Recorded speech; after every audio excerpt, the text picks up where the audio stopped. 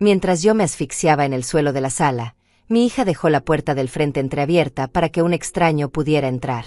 Yo no podía respirar, ni gritar. Oí algunos pasos acercándose, y la voz de mi hija pidiendo, «Haz que parezca que fue natural». Pero lo que sucedió, quien tocó la puerta en ese momento, cambió todos los planes que ella tenía para mí. Estoy tirada aquí, en esta alfombra que huele a polvo viejo, sintiendo como mi cuerpo se apaga poco a poco. Mis brazos no responden. Mis piernas están muertas. Intento mover aunque sea un dedo, pero nada. Es como si mi cerebro estuviera gritando órdenes que mi cuerpo se niega a obedecer.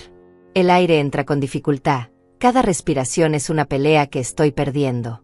Siento el frío del piso clavándose en mi espalda, y lo único que puedo hacer es mantener los ojos abiertos, mirando el techo blanco de la sala de mi propia hija. Escucho sus pasos. Alicia camina por la sala como si yo no estuviera aquí muriendo a sus pies. No me mira. Ni siquiera baja la vista. Va directo hacia la puerta del frente.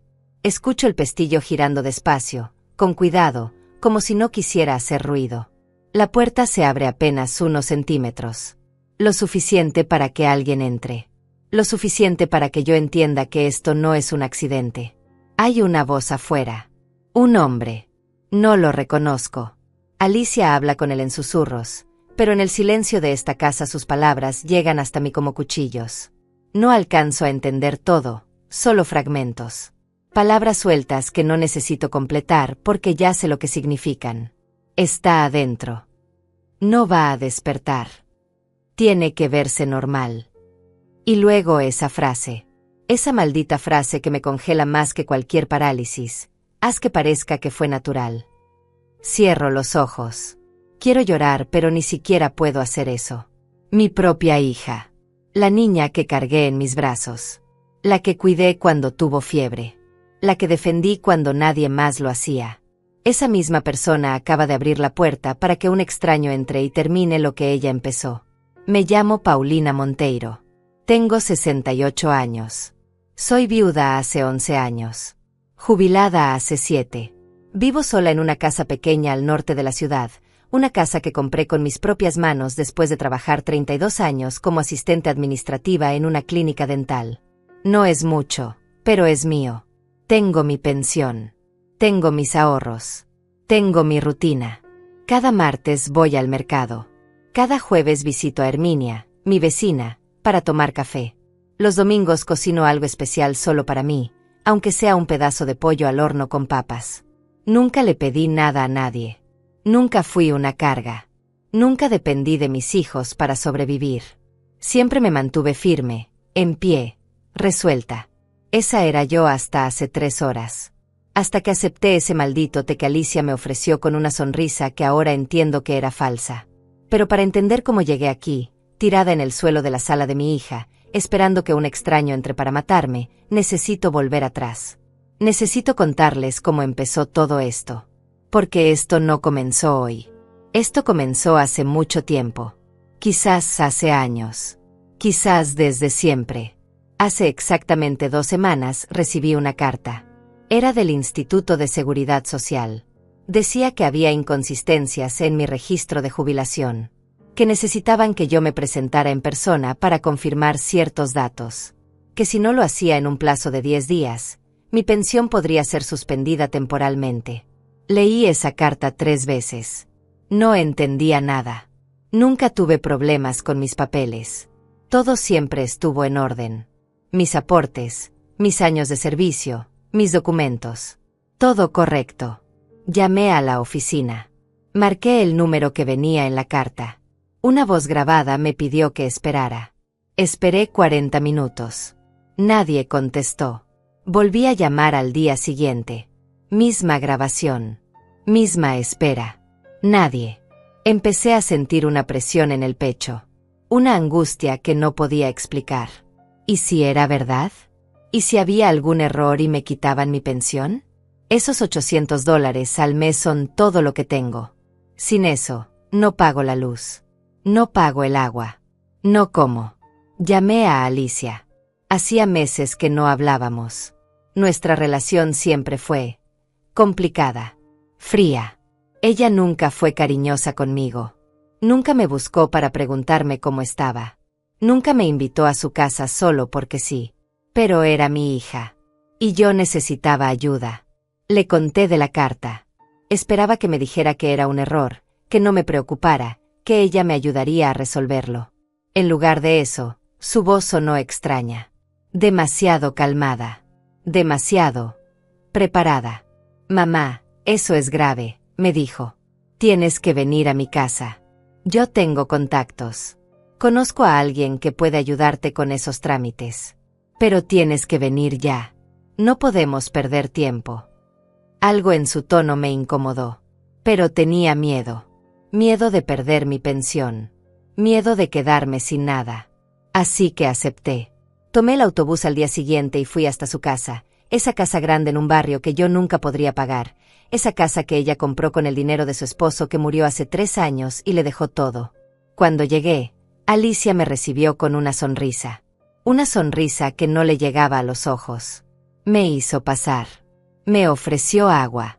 Luego me dijo que me relajara, que todo iba a estar bien, que su contacto vendría más tarde para explicarme qué hacer. Me pidió que me quedara a dormir. Es tarde, mamá. No vas a conseguir autobús a esta hora. Quédate. Mañana resolvemos todo. Acepté. No porque quisiera, sino porque estaba cansada. Porque ya no tenía fuerzas para volver. Esa noche dormí en el cuarto de huéspedes. Un cuarto frío, sin fotos, sin nada personal. Me desperté temprano, como siempre. Bajé a la cocina. Alicia ya estaba ahí. Me ofreció café. Luego me ofreció un té. Es mejor para tu presión, mamá. El café te pone nerviosa. Lo acepté. Me lo tomé completo. Sabía un poco amargo, pero no dije nada. 20 minutos después empecé a sentir que mis piernas no respondían bien. 30 minutos después de tomar ese té, ya no podía mantenerme en pie. Mis rodillas se doblaron solas y caí sentada en la silla de la cocina. Alicia me miraba desde el otro lado de la mesa, con los brazos cruzados, sin moverse. No corrió a ayudarme. No preguntó qué me pasaba. Solo me observaba como si estuviera esperando que algo sucediera. Y entonces supe. Supe que algo estaba terriblemente mal. ¿Qué me diste?, intenté preguntar, pero mi voz salió débil, arrastrada. Alicia no respondió. Se levantó, caminó hacia mí y me ayudó a llegar hasta la sala. Me recostó en el sofá con una almohada bajo mi cabeza. Descansa, mamá. Te pusiste mal. Debe ser la presión. Ya llamé a alguien que viene a verte. Su voz sonaba tranquila. Demasiado tranquila. Quise levantarme, pero mi cuerpo no me obedecía. Los brazos me pesaban como si fueran de piedra. Las piernas no respondían. Podía mover los ojos, podía pensar, podía escuchar todo, pero no podía moverme. No podía hablar. Era como estar atrapada dentro de mi propio cuerpo. Y lo peor de todo es que estaba completamente consciente. Sabía lo que estaba pasando. Sabía que mi hija me había hecho algo. Pasaron 15 minutos. Quizás 20. No lo sé. El tiempo se volvió extraño. Escuché que alguien tocaba la puerta. Alicia fue a abrir. Oí una voz masculina. Hablaban en voz baja, pero alcancé a escuchar algunas palabras. Ya está lista. Sí, no va a moverse. ¿Estás segura de esto? Completamente. Hazlo rápido. Entonces Alicia volvió a la sala. Me miró desde arriba. Sus ojos estaban fríos. Vacíos. Como si yo no fuera su madre. Como si fuera un problema que necesitaba resolver. Se inclinó cerca de mi oído y susurró. Perdóname, mamá. Pero no me dejaste opción. Necesito tu casa. Necesito tu pensión. Necesito todo lo que tienes. Y tú no lo vas a necesitar más. Sentí que algo se rompía dentro de mí. No era solo el miedo. Era algo peor. Era la confirmación de que mi propia hija, la niña que crié, me estaba haciendo esto. Me estaba matando. Y lo estaba haciendo con frialdad. Con plan. Con intención. Alicia se levantó y caminó hacia la puerta del frente. La abrió apenas unos centímetros. Lo suficiente. Escuché al hombre afuera. ¿Dónde está? En la sala. Está en el suelo. Haz que parezca natural. Como si hubiera sido un infarto. O un derrame. Algo creíble. ¿Y si alguien pregunta? Nadie va a preguntar. Ella vive sola. No tiene amigos. Nadie la va a extrañar. Esas palabras me dolieron más que cualquier otra cosa. Nadie me va a extrañar. ¿Eso era lo que mi hija pensaba de mí? ¿Que mi vida no importaba? ¿Que podía desaparecer y nadie lo notaría? Quise gritar. Quise decirle que estaba equivocada. Que Herminia me extrañaría. Que la señora del mercado preguntaría por mí. Que alguien, en algún lugar, notaría mi ausencia. Pero no pude. Mi voz seguía atrapada dentro de mí. El hombre entró. Lo vi desde el suelo. Era alto, delgado, con barba descuidada. Vestía jeans y una chaqueta oscura. No parecía un asesino.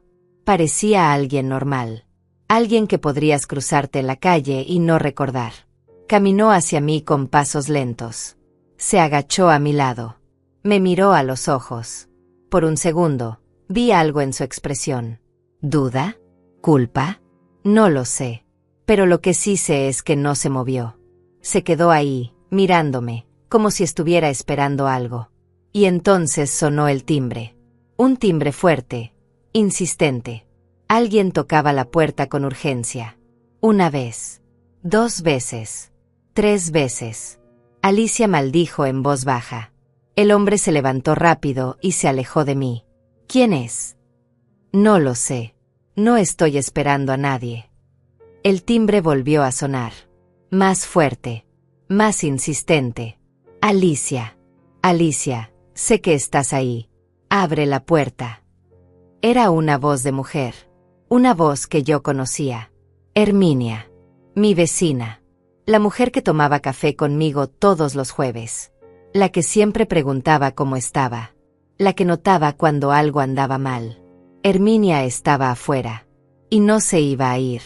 Alicia cerró la puerta del frente de golpe, dejando al hombre atrapado adentro conmigo. Corrió hacia la ventana y miró afuera. Maldita vieja entrometida. El timbre siguió sonando. Herminia no se rendía. Alicia. Vi que tu mamá entró ayer y no ha salido. Necesito saber que está bien. Si no abres voy a llamar a la policía. Vi el pánico en los ojos de Alicia. Su plan perfecto se estaba desmoronando. El hombre la miraba esperando instrucciones. ¿Qué hago? Vete. Sal por atrás. Rápido. El hombre no esperó. Salió corriendo hacia la cocina y escuché la puerta trasera abrirse y cerrarse. Alicia respiró hondo, se arregló el cabello y fue hacia la puerta del frente. Abrió con una sonrisa falsa. Herminia, qué sorpresa. ¿Pasa algo? ¿Dónde está Paulina? Está descansando. Se sintió mal de la presión. Quiero verla. No creo que sea un buen momento. No te estoy preguntando, Alicia. Quiero ver a Paulina ahora. Herminia empujó la puerta y entró. Alicia intentó detenerla, pero Herminia era más fuerte de lo que parecía. Entró a la sala y me vio tirada en el suelo. Corrió hacia mí. Paulina. Dios mío, Paulina. Se arrodilló a mi lado y me tocó la frente. Me tomó el pulso. Me miró a los ojos. Y yo pude mover apenas mis párpados. Fue lo único que logré hacer. Pero fue suficiente. Herminia entendió. ¿Qué le hiciste? La voz de Herminia no era amable ahora. Era dura. Acusadora. Alicia intentó responder. No le hice nada. Ya te dije que se sintió mal sola. Mentira. Tu madre nunca se enferma así de la nada. Y tú nunca la invitas a tu casa. ¿Qué está pasando aquí realmente? Alicia cambió su expresión. La máscara de hija preocupada desapareció. En su lugar quedó algo frío. Algo calculador. Herminia, te sugiero que te vayas. Esto no es asunto tuyo. Lo es cuando veo a mi amiga tirada en el suelo sin poder moverse. Mi madre está bajo mi cuidado ahora. Ella está mal de salud. Mentalmente mal. Ya no puede vivir sola. Voy a hacerme cargo de ella. Herminia se puso de pie y miró a Alicia con una dureza que nunca le había visto antes. Paulina no está mal de salud. Yo la veo cada semana. Está perfectamente bien. Lúcida. Independiente. No necesita que nadie se haga cargo de ella. Alicia cruzó los brazos y soltó una risa seca. Tú no vives con ella. Tú no sabes lo que pasa cuando está sola. Olvida cosas. Se confunde. El otro día no recordaba qué día era. Necesita supervisión. Era mentira. Todo era mentira. Yo nunca olvidaba nada.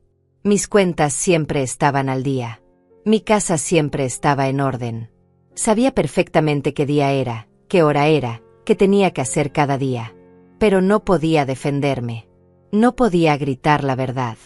Solo podía quedarme ahí, tirada, escuchando cómo mi hija construía una narrativa falsa sobre mí. Herminia me miró.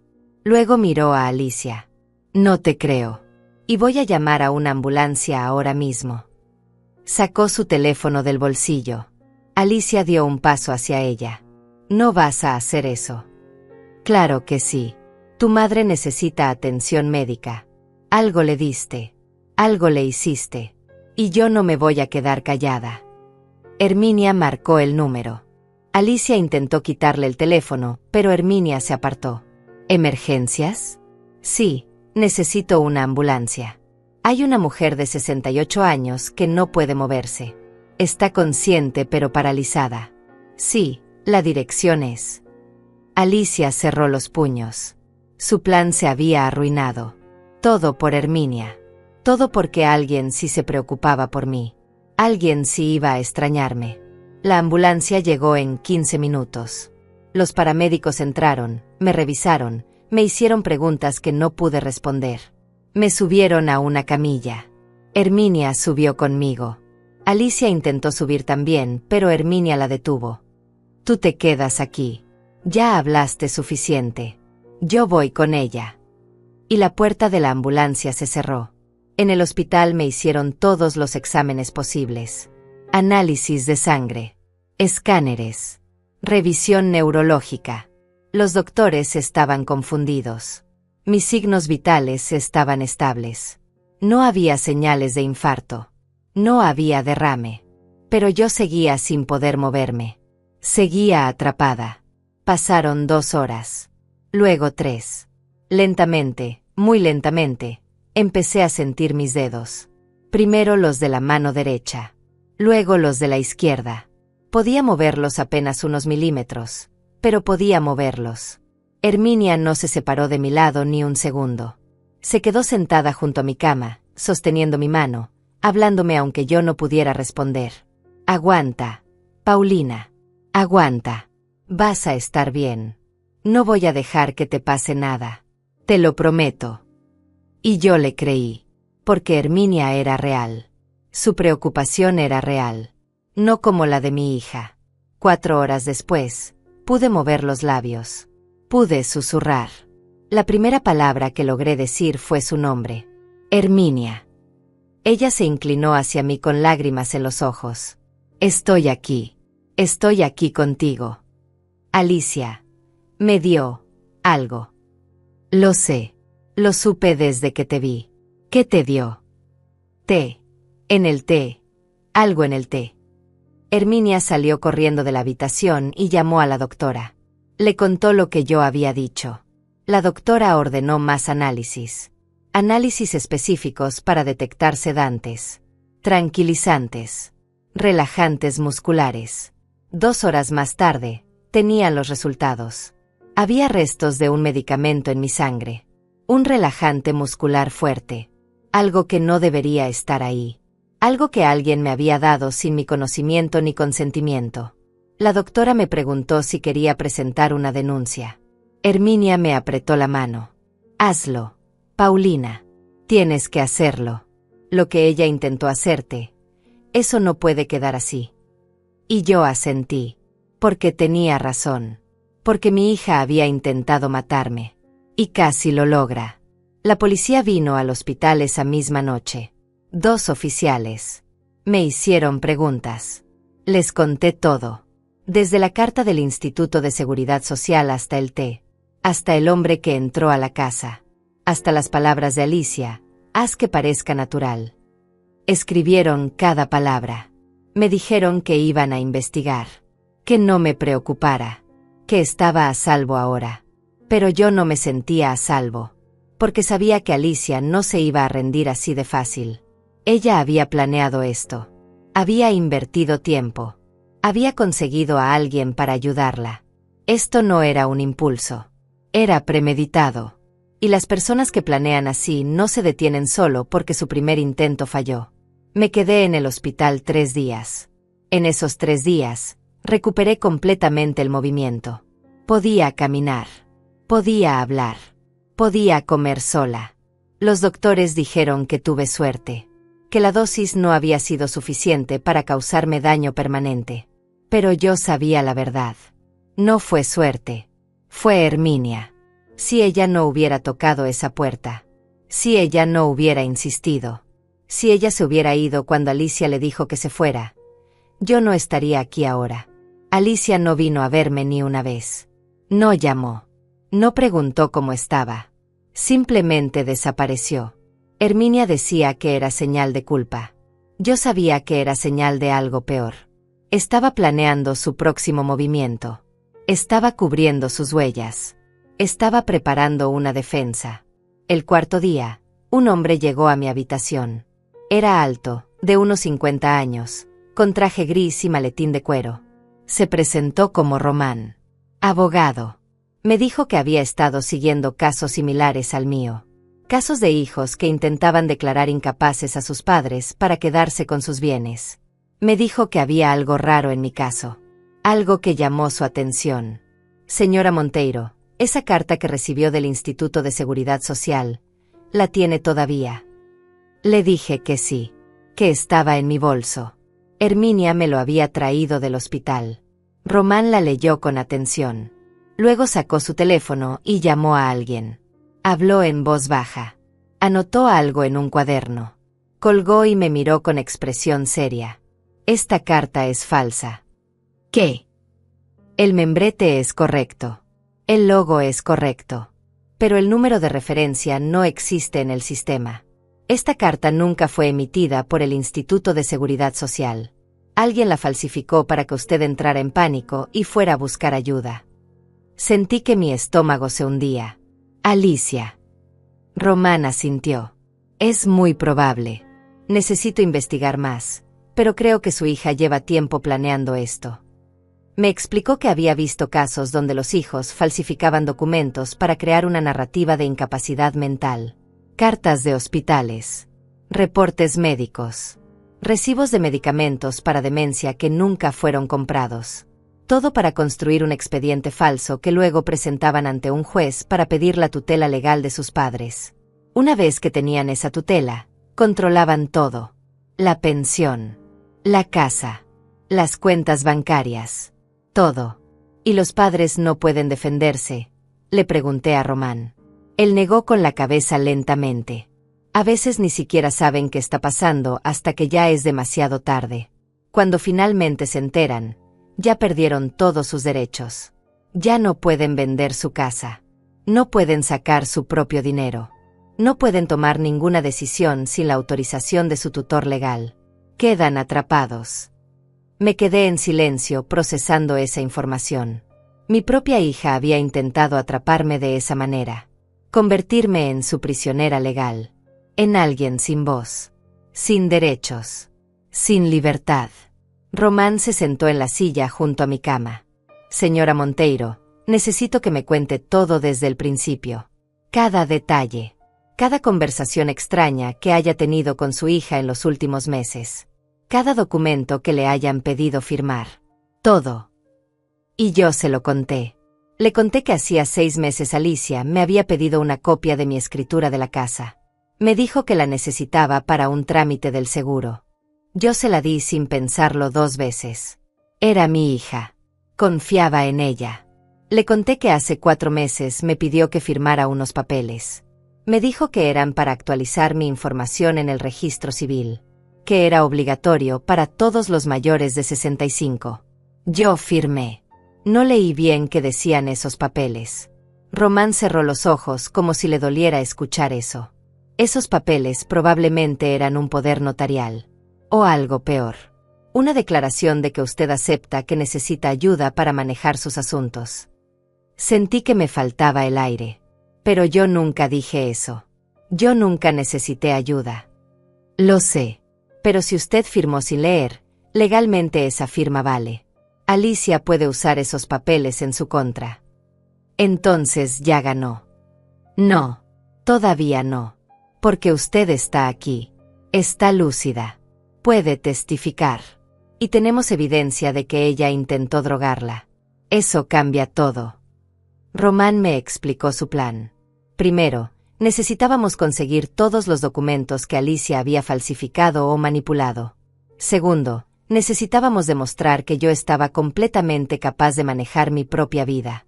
Tercero, necesitábamos encontrar al hombre que había entrado a la casa. El que iba a hacer que mi muerte pareciera natural. Porque sin él, Alicia podía decir que todo era un malentendido. Que él tenía un medicamento que ella tomaba y yo lo bebí por error. Que nunca quiso hacerme daño. ¿Cómo vamos a encontrarlo? Déjemelo a mí. Tengo contactos. Tengo recursos. Pero necesito que usted confíe en mí. Lo miré a los ojos. Ese hombre era un extraño. Lo había conocido hace 10 minutos. Pero algo en su mirada me decía que podía confiar. Que él realmente quería ayudar. No por dinero. No por fama. Sino porque había visto demasiados casos como el mío. Demasiadas personas mayores siendo abusadas por sus propios hijos. Y estaba cansado de verlo. Confío en usted, le dije. Y lo decía en serio. Román sonrió por primera vez desde que entró. Entonces vamos a ganar esto, señora Monteiro. Le prometo que vamos a ganar. Se levantó, guardó sus papeles en el maletín y me dejó su tarjeta. Llámeme cuando salga del hospital. Vamos a empezar a trabajar inmediatamente. Salí del hospital al día siguiente. Herminia insistió en que me quedara en su casa. No vas a volver a tu casa sola. No hasta que esto esté resuelto. Alicia sabe dónde vives. Puede volver a intentarlo. Tenía razón. No me sentía segura en mi propia casa. Así que acepté. Me instalé en el cuarto de huéspedes de Herminia.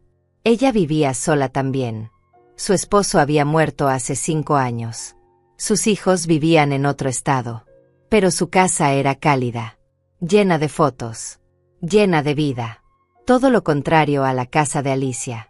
Esa noche, mientras tomábamos té en su sala, le pregunté por qué había ido a buscarme ese día. ¿Por qué había insistido tanto en verme? Herminia dejó su taza en la mesa y me miró con tristeza. Porque yo pasé por algo similar. No igual, pero similar. Mi hijo mayor intentó convencerme de que vendiera mi casa y me fuera a vivir con él. Me decía que ya estaba muy vieja para vivir sola. Que me iba a caer. Que me iba a olvidar la estufa prendida. Que iba a tener un accidente. Me presionó durante meses. Hasta que un día me di cuenta de que él solo quería mi casa. Quería venderla y quedarse con el dinero. Cuando lo confronté, se enojó. Dejó de hablarme. Hace 3 años que no sé nada de él. Su voz se quebró al final. Le tomé la mano. Lo siento mucho, Herminia. Ella negó con la cabeza. No lo sientas. Aprendí algo importante ese día. Aprendí que el amor de un hijo no es automático. No es garantizado. A veces los hijos nos ven como una fuente de recursos. Como algo que pueden explotar. Y cuando nos damos cuenta de eso, duele más que cualquier otra cosa en el mundo. Tenía razón. Dolía. Dolía de una manera que no podía explicar. Porque una cosa es que un extraño te haga daño. Pero cuando es tu propia sangre, cuando es la persona que creció dentro de ti, que alimentaste, que protegiste, cuando esa persona te mira a los ojos y decide que tu vida vale menos que tu dinero, algo se rompe. Algo que no se puede reparar. Pasé esa noche sin dormir. Pensando. Recordando. Intentando entender en qué momento perdí a mi hija. En qué momento dejé de ser su madre y me convertí en un obstáculo. en un problema que resolver, en algo descartable. Y mientras más pensaba, más me daba cuenta de que quizás nunca la tuve realmente. Quizás siempre fue así. Quizás yo solo no quise verlo. Alicia siempre fue diferente desde niña. Fría. Calculadora. Mientras su hermano jugaba con otros niños, ella se quedaba sola contando sus juguetes, organizándolos, controlándolos. Cuando le preguntaba si quería invitar amigos a la casa, me decía que no, que los demás niños eran tontos, que ella no necesitaba a nadie. Yo pensaba que era solo una etapa, que iba a cambiar. Pero nunca cambió. Su hermano, mi hijo mayor, murió en un accidente de tránsito hace 15 años. Tenía 32. Dejó una esposa y un hijo pequeño. Yo me destrocé. Lloré durante meses. No podía comer. No podía dormir. Era mi bebé, mi primogénito. Y se había ido. Pero Alicia no lloró ni una vez. En el funeral se quedó parada junto a la tumba con expresión neutra. Sin lágrimas. Sin emoción. Cuando le pregunté si estaba bien, me dijo, ¿para qué voy a llorar? Él ya no está. Las lágrimas no lo van a traer de vuelta. Me quedé helada. No podía creer que mi propia hija pudiera ser tan fría, tan indiferente ante la muerte de su hermano. Pero ahí estaba, mostrándome quién era realmente. Y yo lo ignoré. Lo justifiqué.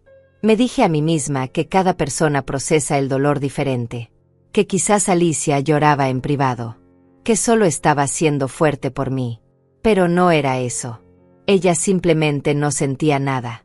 Después de la muerte de su hermano, yo me volqué completamente en mi nieto, en el hijo que él había dejado.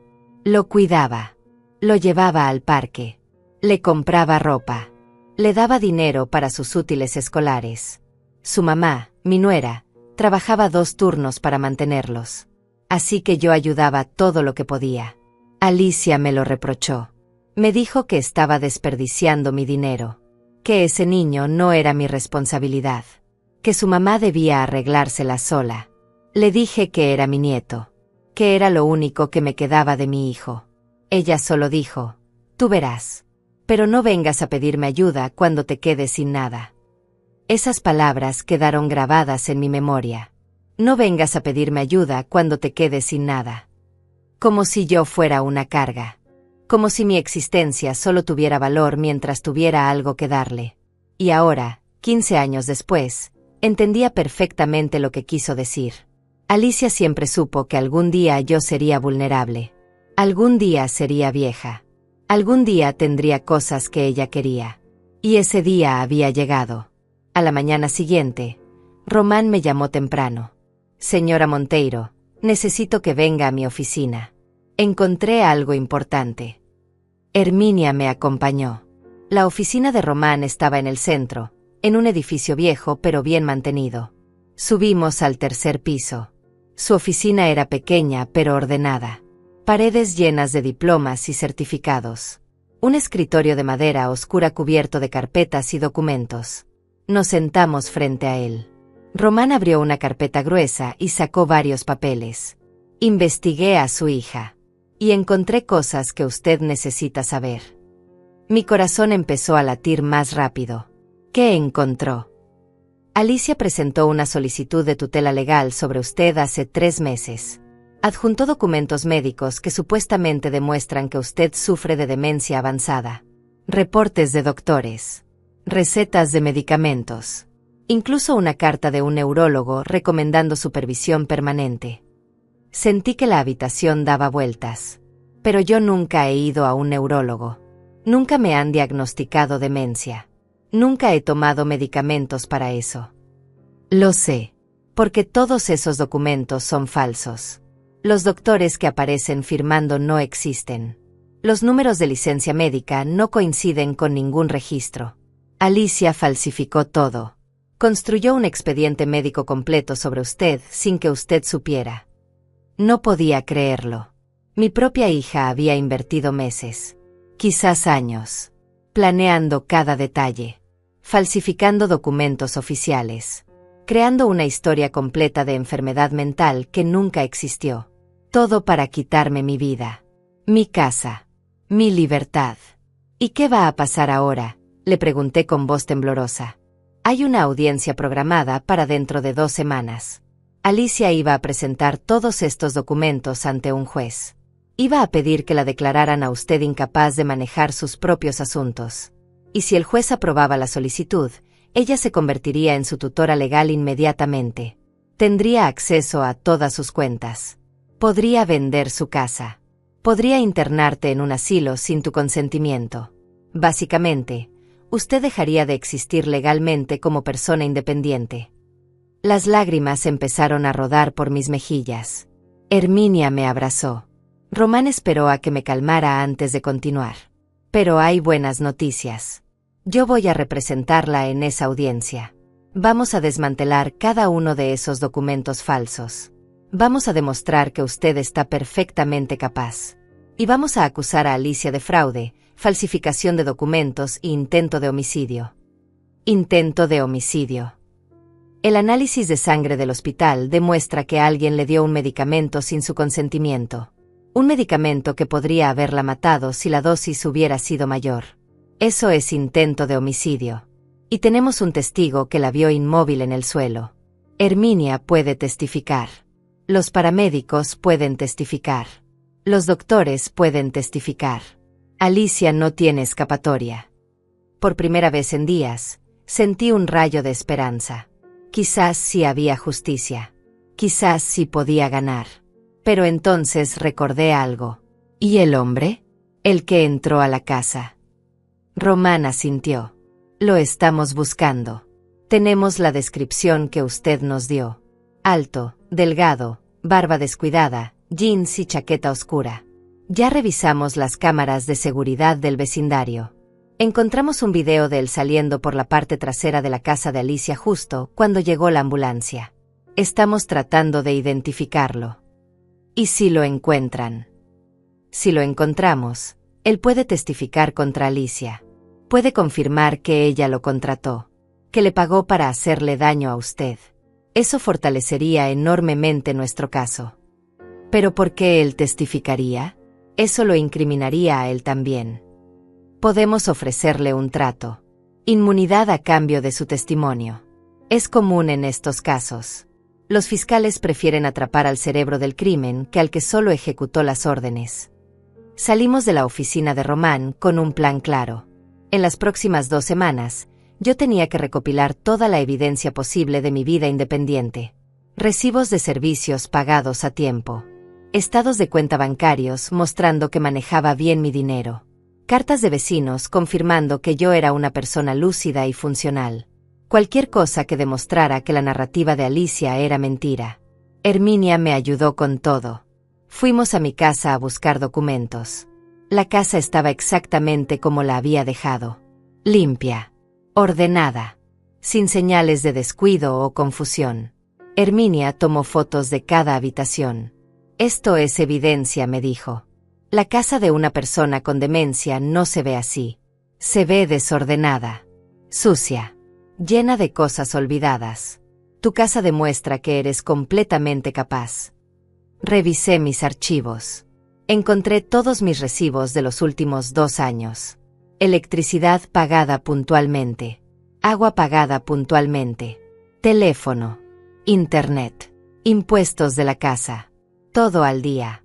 Todo organizado en carpetas con fechas y números de referencia. Herminia tenía razón. Una persona con demencia avanzada no podía mantener este nivel de organización. También encontré mi diario. Yo había llevado un diario durante años. Escribía casi todos los días. Eventos. Pensamientos. Reflexiones. Lo leí y me di cuenta de que era evidencia perfecta. Cada entrada estaba fechada correctamente. La escritura era clara. Las ideas eran coherentes. No había confusión. No había olvidos. Era el diario de una mujer completamente lúcida. Lo guardé para mostrárselo a Román. Mientras revisaba mis cosas, encontré algo que me hizo detenerme en seco. Una caja vieja guardada en el fondo de mi armario. La abrí. Adentro había cartas. Cartas de mi madre. Mi madre había muerto hace 20 años, pero antes de morir me escribió muchas cartas. Cartas que yo guardé pero nunca volví a leer porque me dolía demasiado. Tomé una al azar y la abrí. Mi querida Paulina, decía. Te escribo esto porque necesito que sepas algo importante. He visto cómo Alicia te trata. He visto la frialdad en sus ojos cuando te mira. He intentado hablar contigo sobre esto muchas veces, pero siempre me dices que es solo su personalidad, que ella te quiere a su manera. Pero yo sé reconocer cuando alguien no siente amor. Y Alicia no siente amor por ti. No sé por qué. No sé qué pasó. Pero esa niña creció sin la capacidad de amar. Y me preocupa lo que pueda pasar cuando yo ya no esté para protegerte de ella. Las lágrimas empezaron a caer sobre el papel. Mi madre lo sabía. Desde que Alicia era niña, mi madre lo sabía. Y trató de advertirme. Pero yo no quise escuchar. No quise creer que mi propia hija pudiera ser incapaz de amarme. Seguí leyendo. Por favor, Paulina, prométeme que tendrás cuidado. Prométeme que no confiarás ciegamente en ella. Prométeme que protegerás lo que es tuyo. Porque el día que ella necesite algo de ti, no dudará en tomarlo. Aunque eso signifique destruirte. Mi madre había predicho esto. 20 años antes de que sucediera, ella lo vio venir. Y yo ignoré sus advertencias. Me dije a mí misma que estaba exagerando. Que era solo una abuela sobreprotectora. Pero ella tenía razón. Siempre tuvo razón. Y ahora yo estaba pagando el precio de no haberla escuchado. Guardé todas las cartas de mi madre. Eran evidencia también. Evidencia de que el comportamiento de Alicia no era nuevo. De que siempre había sido así. De que esto no era un impulso repentino, sino un patrón de toda una vida. Román podía usar estas cartas para demostrar que Alicia había estado planeando esto desde hace mucho tiempo. Quizás desde siempre. Volví a la casa de Herminia con 2 cajas llenas de documentos. Esa noche las organizamos todas en la mesa del comedor. Recibos. Estados de cuenta. Fotos. Cartas. Mi diario. Todo perfectamente ordenado. Herminia me miró con orgullo. Alicia no sabe con quién se metió. Ella pensó que eras una vieja indefensa. Pero eres una luchadora. Y vas a ganarle. Quería creerle. Quería creer que la justicia existía. Que el bien ganaba al final. Pero había vivido suficientes años para saber que el mundo no siempre funciona así. Que a veces los malos ganan. Que a veces las mentiras son más creíbles que la verdad. Que a veces los hijos destrozan a sus padres y nadie hace nada para detenerlos. Pero no podía rendirme. No ahora. No después de todo lo que había pasado. No iba a dejarle ganar a Alicia. No iba a permitir que me quitara mi vida sin pelear. Así que seguí preparándome. Seguí recopilando evidencia. Seguí fortaleciéndome para lo que vendría. 3 días antes de la audiencia, Román me llamó con noticias. Encontramos al hombre. Mi corazón dio un salto. ¿Dónde está? En custodia policial. Lo identificamos por las cámaras de seguridad.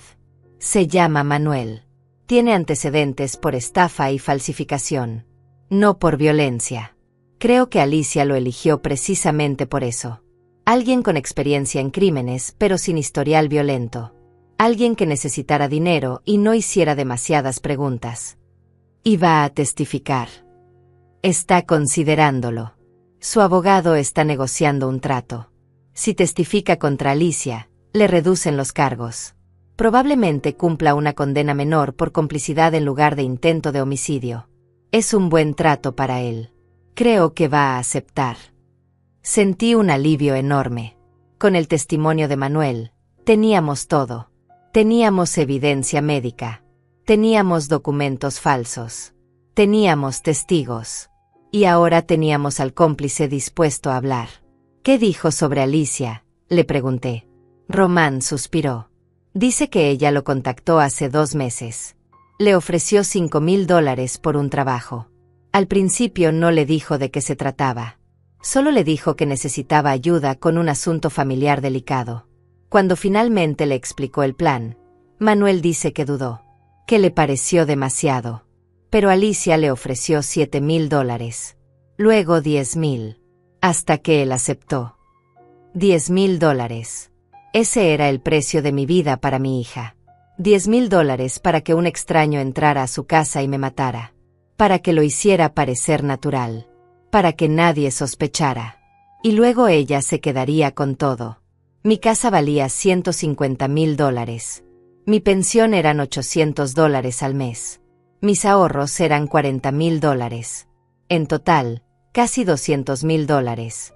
Ella estaba dispuesta a invertir $10,000 para conseguir $200,000. Para ella era solo un negocio. Una transacción. Y yo era el producto. Manuel dijo algo más. Dijo que Alicia tenía todo planeado. Que le mostró documentos médicos falsos que ya había preparado. Que le explicó que usted supuestamente tenía demencia y que nadie se sorprendería si moría de un infarto o un derrame. Que incluso tenía un doctor amigo que podría firmar el certificado de defunción sin hacer muchas preguntas. Alicia lo tenía todo calculado. Me quedé en silencio procesando esa información. Mi hija no solo había planeado matarme. Había planeado cada detalle de cómo cubrir ese asesinato.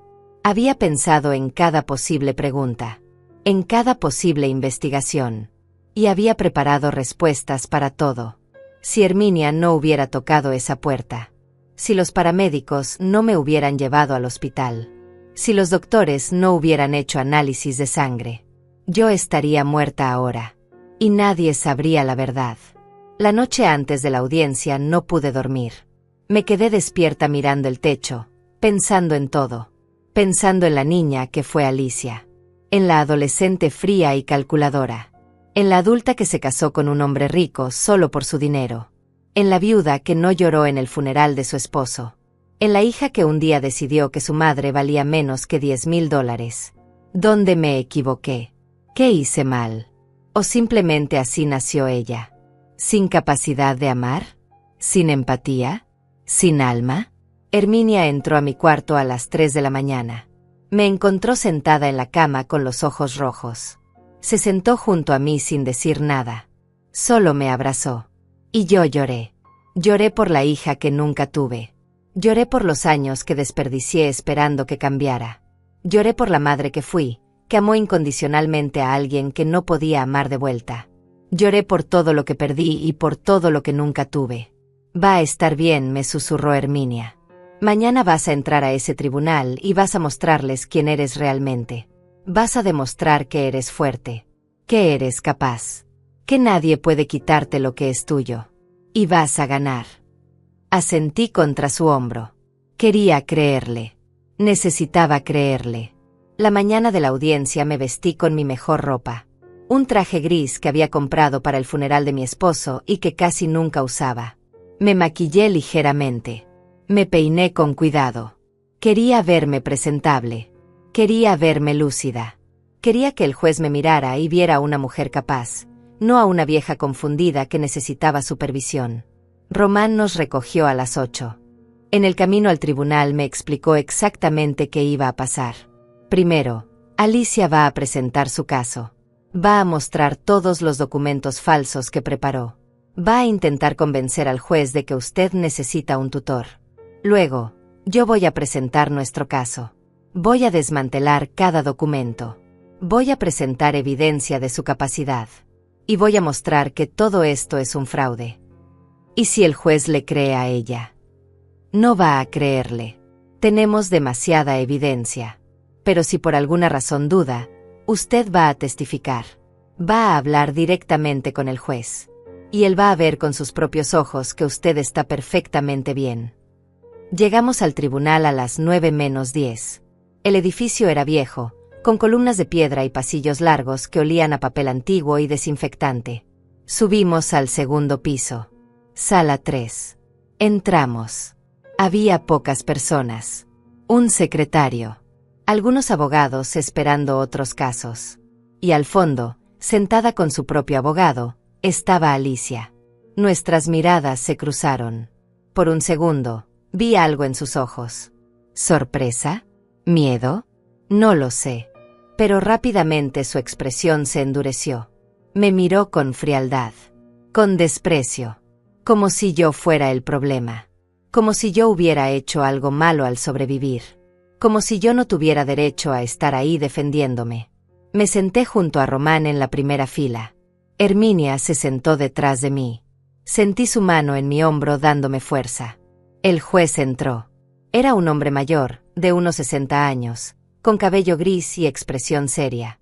Se sentó en su estrado y revisó los papeles frente a él. Luego miró hacia nosotros. Caso número 7432. Solicitud de tutela legal presentada por Alicia Monteiro sobre Paulina Monteiro. Están presentes ambas partes. El abogado de Alicia se levantó. Sí, su señoría. Alicia Monteiro presente. Román se levantó. Paulina Monteiro presente y representada, su señoría. El juez asintió. Proceda la parte solicitante. El abogado de Alicia se paró frente al juez con una carpeta gruesa. Su señoría, mi clienta viene hoy a solicitar la tutela legal de su madre, Paulina Monteiro, de 68 años. Presentamos evidencia médica que demuestra que la señora Monteiro sufre de demencia avanzada y ya no puede manejar sus propios asuntos de manera segura. Abrió la carpeta y empezó a sacar documentos. Reportes médicos falsos. Recetas falsas. Cartas de doctores que no existían. Como pueden ver, hay múltiples evaluaciones de diferentes especialistas que confirman el deterioro cognitivo de la señora Monteiro. Olvida fechas importantes. Se confunde con facilidad. Ha tenido episodios de desorientación. Incluso hubo un incidente reciente donde se cayó en su casa y no pudo pedir ayuda. Mi clienta está profundamente preocupada por la seguridad de su madre y solo quiere lo mejor para ella. Cada palabra era mentira. Cada documento era falso. Pero el abogado los presentaba con tanta confianza que sonaban creíbles. Miré al juez. Estaba leyendo los documentos con atención. Su expresión no revelaba nada. No sabía si les estaba creyendo o no. Sentí pánico. ¿Y si funcionaba? ¿Y si toda la evidencia falsa era suficiente para convencerlo? Román puso su mano sobre la mía. Tranquila, susurró. Es nuestro turno ahora. El abogado de Alicia terminó su presentación. Por estas razones, solicitamos respetuosamente que el tribunal otorgue la tutela legal a mi clienta para que pueda cuidar adecuadamente de su madre. Se sentó. El juez miró hacia nuestra mesa. ¿Tiene algo que decir la defensa? Román se levantó con calma. Tomó su propia carpeta y caminó hacia el centro de la sala. Su voz era clara y firme. Sí, su señoría. Tengo mucho que decir. Porque todo lo que acaba de presentar la parte solicitante es una mentira. Una mentira cuidadosamente construida durante meses con el único propósito de robarle a mi clienta su libertad, su dinero y su vida. El abogado de Alicia se levantó inmediatamente. Protesto, su señoría. Esa es una acusación sin fundamento. El juez levantó la mano. Siéntese. Si el abogado tiene evidencia de sus afirmaciones, la escucharemos. Continúe. Letrado. Román asintió. Gracias, su señoría. Empecemos por los documentos médicos que presentó la parte solicitante. Este supuesto reporte del doctor Hernández, neurólogo. Su número de licencia médica es falso. Llamé personalmente al Colegio de Médicos. No existe ningún doctor Hernández con ese número registrado en todo el estado. Román puso una carta oficial del Colegio de Médicos sobre la mesa del juez. Aquí está la confirmación. Este documento es una falsificación. El juez leyó la carta y luego miró al abogado de Alicia con expresión severa. El abogado palideció. Su señoría, esto debe ser un error. Mi clienta me proporcionó estos documentos y yo. Continúe, letrado, dijo el juez mirando a Román. Lo mismo con el reporte del doctor Ramírez, geriatra. Este doctor sí existe. Pero cuando lo contacté, me confirmó que nunca ha atendido a la señora Paulina Monteiro. Nunca la ha evaluado. Nunca ha firmado ningún reporte sobre ella. Aquí está su declaración jurada. Román puso otro documento sobre la mesa. Alguien falsificó su firma. Alguien usó su nombre sin su autorización. Eso es un delito grave. El juez tomó el documento y lo leyó con atención. Su expresión se volvió cada vez más seria. ¿Tiene más evidencia? Sí, su señoría. Mucho más. Román sacó los análisis del hospital. Hace una semana, la señora Paulina Monteiro fue llevada de emergencia al Hospital General. Estaba paralizada. No podía moverse. Los análisis de sangre revelaron que tenía en su sistema un relajante muscular llamado pancuronio. Es un medicamento que se usa en cirugías para paralizar temporalmente a los pacientes. No es un medicamento que alguien tome por accidente. ¿Y cómo llegó ese medicamento a su sistema?, preguntó el juez. Según el testimonio de mi clienta, su hija Alicia le ofreció un té. Después de tomarlo, comenzó a perder movilidad. Cayó al suelo. No podía moverse ni hablar. Y mientras estaba tirada ahí, indefensa, escuchó a su hija abrir la puerta para que entrara un hombre. Un hombre que ella no conocía. Y escuchó a su hija decirle: «Haz que parezca que fue natural». Un murmullo recorrió la sala. El juez golpeó su mazo. Silencio. Miró a Román con intensidad. ¿Tiene testigos de esto?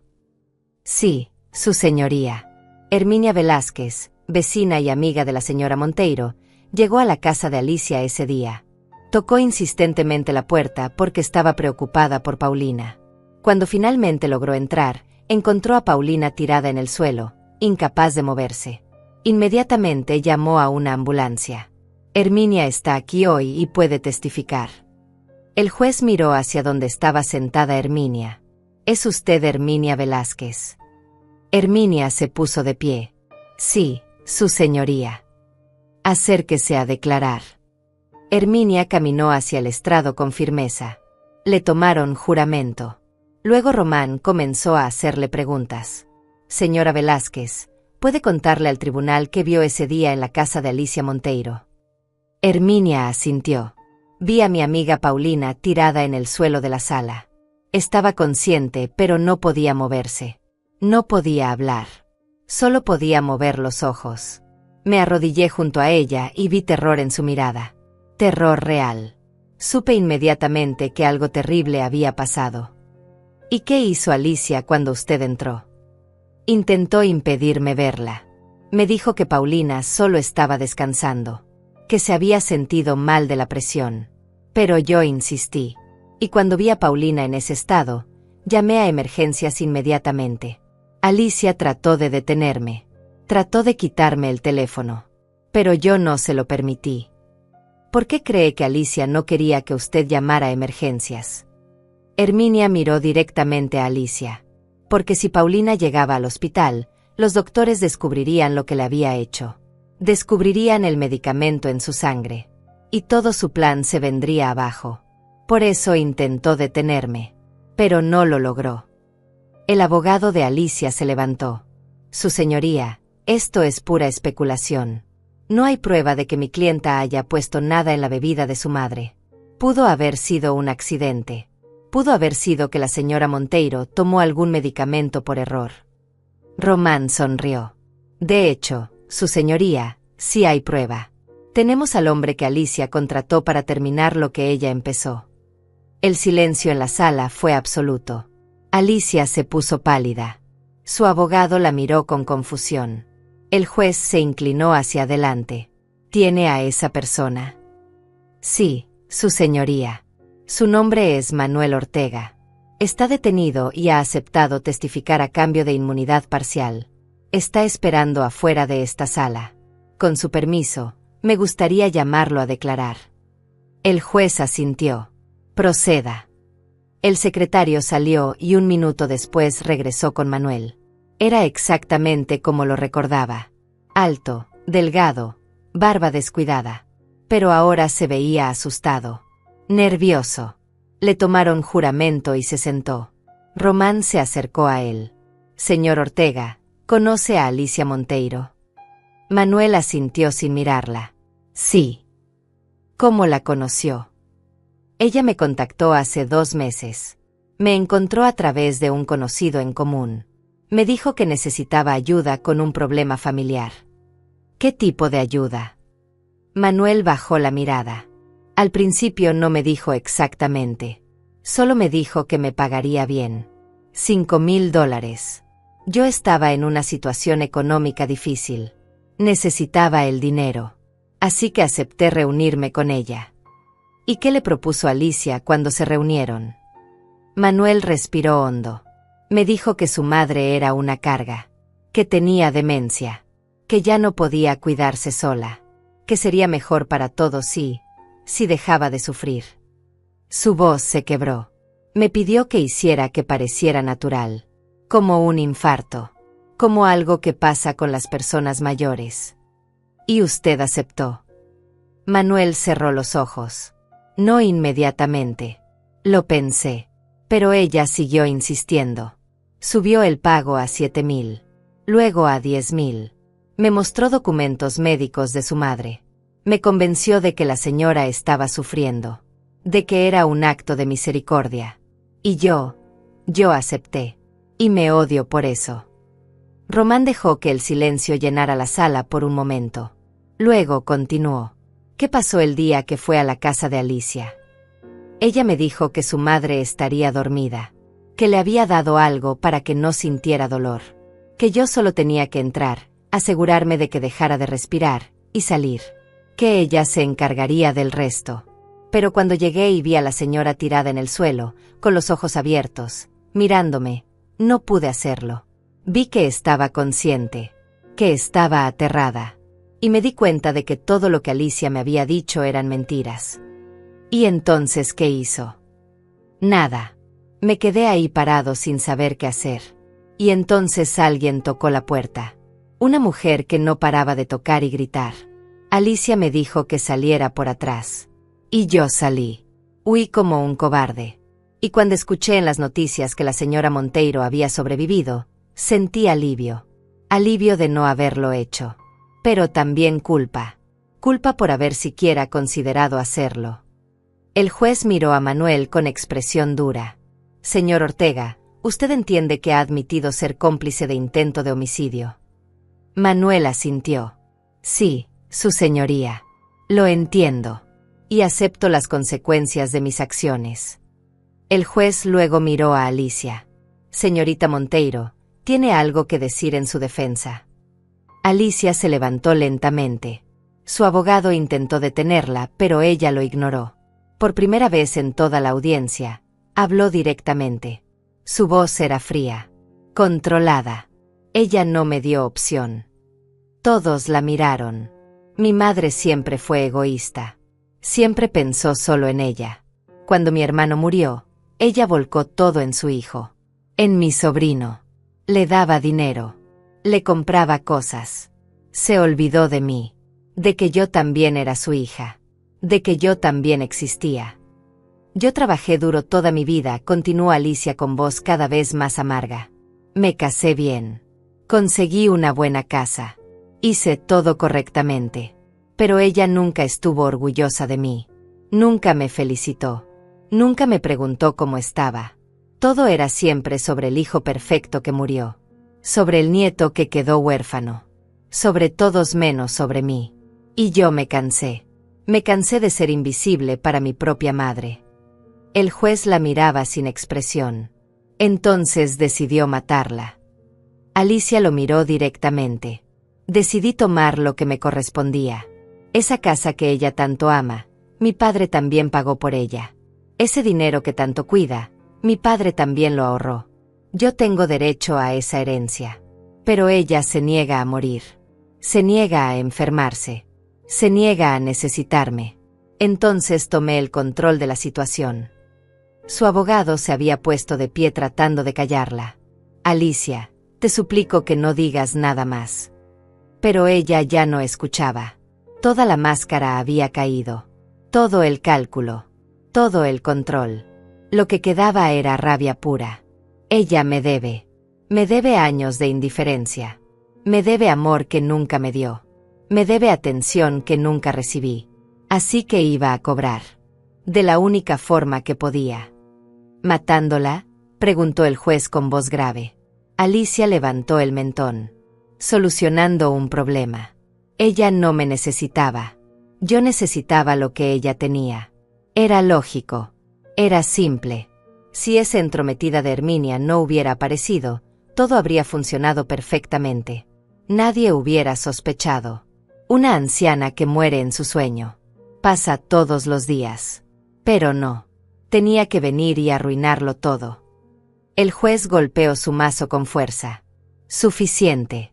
Señorita Monteiro, acaba de confesar intento de homicidio premeditado ante este tribunal. Su abogado le aconsejó que guardara silencio y usted eligió no hacerlo. Esa confesión será usada en su contra. Se volvió hacia el secretario. Llame a los oficiales. La señorita Monteiro quedará bajo custodia inmediatamente mientras se procesa su caso criminal. 2 oficiales entraron a la sala. Alicia los miró con desprecio, pero no se resistió cuando le pusieron las esposas. Antes de salir, me miró una última vez. Esto no termina aquí, mamá. Aunque vaya a prisión, nunca vas a poder olvidar que tu propia hija quiso matarte. Vas a vivir con eso el resto de tu vida. Así que, en cierto modo, ya gané. Las palabras me dolieron. Porque tenía razón. Nunca iba a olvidar. Nunca iba a poder borrar el recuerdo de estar tirada en el suelo, escuchándola conspirar con un extraño para terminar con mi vida. Esa marca quedaría en mí para siempre. Pero mientras la veía salir esposada, también entendí algo. Ella no había ganado. Porque yo seguía viva. Seguía libre. Seguía siendo dueña de mi propia vida. Y eso era lo que ella más quería quitarme. El juez se volvió hacia mí. Señora Monteiro, lamento profundamente lo que ha pasado. Ninguna madre debería sufrir esto. La solicitud de tutela queda negada permanentemente. Usted mantiene todos sus derechos legales. Adicionalmente, emitiré una orden de restricción contra su hija. No podrá acercarse a usted ni contactarla de ninguna forma. ¿Entiende? Asentí con lágrimas en los ojos. Sí, su señoría. Gracias. El juez miró a Román. Excelente trabajo, letrado. Casos como estos son desgarradores pero necesarios. Demasiadas personas mayores sufren abuso de sus propios familiares y nadie hace nada. Me alegra que esta vez la justicia haya prevalecido. Salimos del tribunal 2 horas después. Todo había terminado. Alicia estaba detenida. Manuel estaba detenido. Yo era libre. Completamente libre. Herminia me abrazó apenas salimos. Lo lograste. Lo lograste, Paulina. Y yo lloré. Lloré de alivio. De tristeza. De rabia. De todo al mismo tiempo. Román nos acompañó hasta su auto. ¿Qué va a pasar ahora con Alicia?, le pregunté. Él suspiró. Enfrentará cargos de intento de homicidio, falsificación de documentos, fraude y conspiración. Con su confesión en la corte, la condena es casi segura. Probablemente pase entre 10 y 15 años en prisión. ¿Y Manuel? Él cooperó. Probablemente reciba entre 3 y 5 años con posibilidad de libertad condicional. Es una sentencia menor considerando que casi comete un asesinato. Pero no lo cometió, dije en voz baja. Al final no pudo hacerlo. Román asintió. Eso habla de que aún tiene algo de humanidad. A diferencia de su hija. Esas palabras me golpearon. Mi propia hija tenía menos humanidad que un extraño que había aceptado dinero para matarme. ¿Cómo había llegado a esto? ¿Cómo una madre llega al punto de aceptar que su hija es un monstruo? Esa noche, de vuelta en la casa de Herminia, no pude dormir nuevamente. Pero esta vez no era por miedo. Era por todo lo que había pasado. Por todas las revelaciones. Por todas las verdades que había estado negando durante años. Alicia tenía razón en algo. Yo sí había preferido a su hermano. No conscientemente. No intencionalmente. Pero lo había hecho. Su hermano era cálido. Cariñoso. Fácil de amar.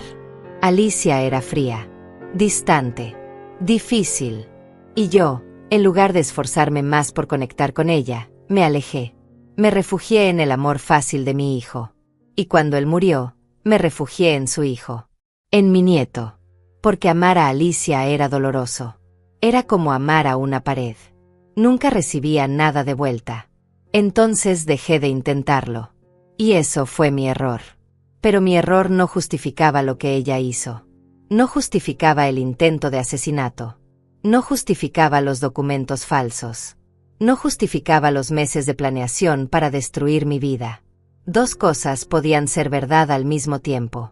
Yo pude haber sido una madre imperfecta. Y ella pudo haber elegido convertirse en un monstruo. Ambas cosas eran ciertas. Y ambas dolían de maneras diferentes. A la mañana siguiente, Román me llamó con más noticias. Señora Monteiro, revisé los papeles que Alicia le hizo firmar hace meses. Los que supuestamente eran para actualizar información en el registro civil. Mi estómago se apretó. ¿Qué eran realmente? Un poder notarial limitado. Le daba permiso a Alicia para hacer ciertos trámites en su nombre. Pero la buena noticia es que ese poder puede ser revocado. Voy a preparar los documentos necesarios. Una vez que los firme, ese poder quedará anulado y Alicia no tendrá ningún derecho legal sobre nada suyo. Sentí un alivio enorme. ¿Cuándo puedo firmar? Mañana. Venga a mi oficina. También necesito que revise su testamento. Si Alicia está nombrada como beneficiaria de algo, debe cambiarlo inmediatamente. Tenía razón. Mi testamento viejo nombraba a Alicia y a mi nieto como beneficiarios a partes iguales. Necesitaba cambiarlo. Necesitaba asegurarme de que Alicia no recibiera nada de mí. Ni ahora ni nunca. Al día siguiente fui a la oficina de Román. Firmé los documentos para revocar el poder notarial. Luego hicimos un nuevo testamento. En este, mi nieto recibía todo. La casa. Los ahorros. La pensión acumulada. Todo. Alicia quedaba completamente excluida. ¿Estás segura de esto?, me preguntó Román. Completamente segura, respondí sin dudar. También firmé documentos para cambiar los beneficiarios de mi cuenta bancaria y mi seguro de vida. Cualquier cosa que tuviera el nombre de Alicia fue eliminada y reemplazada por el de mi nieto. Cuando terminamos, Román me miró con respeto. Hizo lo correcto, señora Monteiro. Protegió lo que es suyo. Y protegió su legado para alguien que realmente la quiere. 2 semanas después del juicio, recibí una carta. Era de la prisión. Era de Alicia. Mi primera reacción fue tirarla a la basura sin abrirla. Pero algo me detuvo. Curiosidad quizás. O necesidad de cerrar ese capítulo completamente. La abrí con manos temblorosas y leí. Mamá, sé que no esperas nada de mí. Sé que probablemente odias esta carta antes de leerla. Pero necesito decirte algo. No voy a pedirte perdón porque sé que no lo aceptarías. Y honestamente, no estoy segura de sentirlo. Lo que hice fue lógico para mí en ese momento. Tú tenías algo que yo necesitaba. Y yo tomé medidas para conseguirlo. Así funcionan las cosas en el mundo real. Pero fracasé. Y ahora estoy aquí. Voy a pasar los próximos 15 años en prisión. Tal vez más. Y lo único que pienso es que no valió la pena. No por arrepentimiento moral, sino porque el plan no funcionó. Si hubiera funcionado, estarías muerta y yo estaría viviendo en tu casa con tu dinero. Pero no funcionó. Así que perdí. Espero que estés feliz. Espero que disfrutes tu victoria. Porque fue lo único que conseguiste en esta vida. Ganarme a mí. Tu propia hija. Debe sentirse extraño. Debe sentirse vacío. Porque al final, ninguna de las dos tiene lo que realmente quiere. Tú no tienes una hija que te ame. Y yo no tengo la libertad ni el dinero. Ambas perdimos. Alicia. Leí la carta 2 veces. Luego la doblé cuidadosamente y la guardé en un sobre. No porque quisiera conservarla como recuerdo, sino porque era evidencia de quién era realmente Alicia. Ni siquiera en prisión.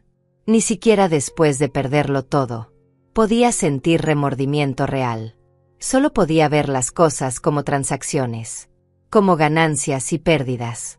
Y eso me confirmó algo que ya sabía. No había nada que hacer. No había terapia que pudiera arreglarla. No había palabras mías que pudieran cambiarla. Ella era así. Y siempre lo sería.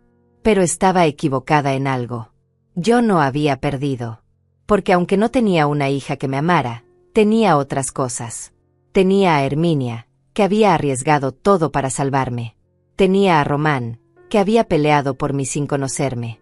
Tenía a mi nieto, que me llamó llorando cuando se enteró de lo que su tía había intentado hacerme y me juró que nunca me dejaría sola. Tenía mi casa, mi libertad, mi vida. Y eso era más de lo que Alicia tendría en mucho tiempo. 3 meses después del juicio, finalmente volví a mi casa. Herminia insistió en acompañarme el primer día. Abrí la puerta con manos temblorosas. Todo estaba exactamente como lo había dejado. Limpio. Ordenado. Mío. Caminé por cada habitación sintiendo una mezcla de alivio y tristeza. Alivio de estar de vuelta. Tristeza por todo lo que había pasado para poder volver. Decidí hacer algunos cambios. Pinté las paredes de un color más claro. Cambié las cortinas. Compré plantas nuevas para el jardín. Quería que la casa se sintiera diferente. Quería borrar cualquier energía negativa que quedara. Quería empezar de nuevo. Y lentamente, lo logré. La casa volvió a sentirse como un hogar. Como un refugio. Como un lugar donde yo mandaba. Mi nieto venía a visitarme cada domingo. Cocinábamos juntos. Hablábamos de su vida. De su trabajo. De sus sueños. Nunca mencionaba a Alicia y yo tampoco. Era un nombre que habíamos borrado de nuestras conversaciones. Como si nunca hubiera existido. Y de cierta forma, para nosotros, ya no existía. Herminia seguía siendo mi mejor amiga. Tomábamos café todos los jueves como siempre. Íbamos al mercado los martes. Hacíamos caminatas los sábados por la mañana. Ella había salvado mi vida. Y yo nunca iba a olvidarlo. Le ofrecí pagarle. Darle dinero. Cualquier cosa. Pero ella se negó. No me salvaste por dinero, me dijo.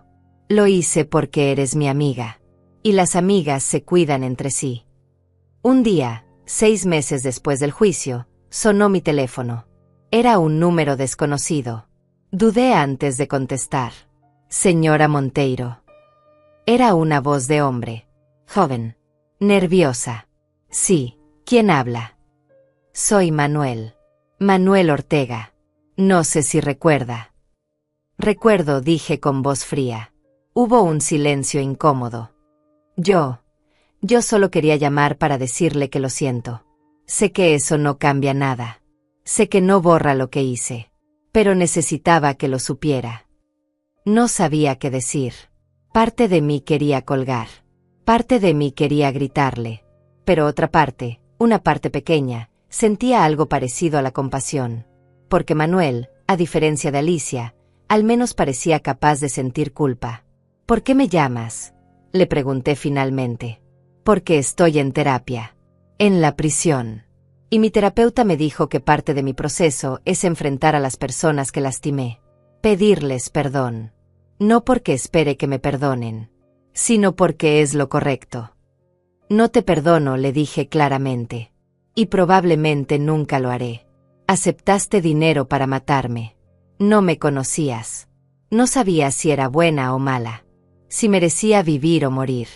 Solo viste una oportunidad de conseguir dinero fácil y la tomaste. Lo sé, dijo con voz quebrada. Y voy a vivir con eso el resto de mi vida. Pero al menos no lo hice. Al menos en el último momento, algo en mí se detuvo.